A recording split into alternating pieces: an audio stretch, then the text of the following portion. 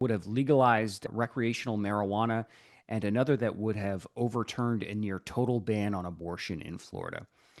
For those of you that don't remember, the governor and his administration last fall, during the elections last fall, essentially blanketed the state's airwaves with these so-called public service announcements that were meant to weaken support for these two amendments, Amendment 3, the marijuana amendment, and Amendment 4, the abortion amendment, both of which only got onto the ballot after these grueling petition drives in which supporters collected roughly 1 million signatures apiece, and both of which were ultimately supported by strong majorities of Floridians. I think the marijuana amendment got 56% of the vote, and the abortion amendment got 57% of the vote. But that was not enough to pass in Florida, because in Florida it requires 60% to amend the state constitution, which is one of the many legacies in the state of the big business lobby, which got the rules changed after Floridians voted to raise the minimum wage, and a bunch of big businesses like Disney and Publix and Universal Studios got pissed off.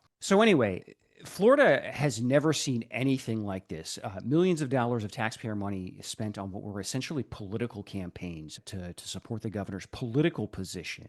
To my knowledge, there's never been anything like this anywhere in the country. And, we wrote a lot about it at the time, but I have spent an awfully long time since then trying to pull public records to understand a number of questions about this. The most obvious ones was how much exactly was spent and where did this money come from? Because I tell you what, the Florida legislature did not budget money for Ron DeSantis to spend on political ads against ballot measures supported by a majority of Florida voters. And both these records revealed a whole bunch of new details about this campaign, among other things. And we're going to go into this in far more depth over the course of this. But among other things, these records showed that Ron DeSantis was paying campaign consultants with taxpayer money who were working on hidden subcontracts. They showed he was, at the very least, bending procurement rules in order to get money out the door as fast as possible as he kind of raced against the election clock. They show he hijacked funding for healthcare programs to fund some of these ads, that he pulled at least $5 million from reserves.